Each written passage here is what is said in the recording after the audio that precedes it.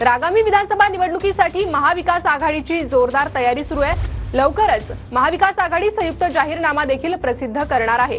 महाविकास आघाडी विधानसभा निवडणुकीचा मुंबईतून शंखनाद करणार आहे।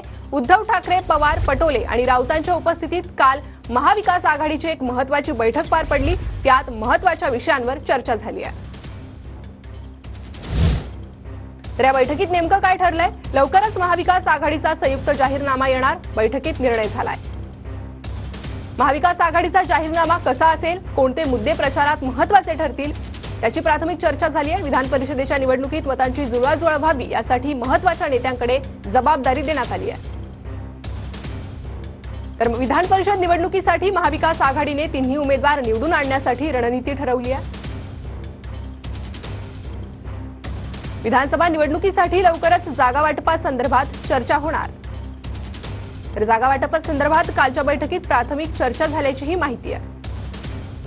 मुंबईत लवकरच तिन्ही पक्षांच्या प्रमुख पदाधिकाऱ्यांचा मेळावा घेतला जाणार। निवडणुकीला सामोरं जाताना कोणत्या मुद्द्यांवर मतदारांसमोर जायचंय या संदर्भात चर्चा झाली आहे। घटक पक्षांची जिल्हा स्तरावर एकजूट व्हावी यासाठी सभा मेळाव्यांचं आयोजन करणार आहेत। तर महाविकास आघाडी एकत्र लढल्यास लोकसभेप्रमाणे विधानसभेला चांगलं यश मिळू शकतं असा विश्वास कार्यकर्त्यांपर्यंत पोहोचवणार असल्याचंही ठरलंय।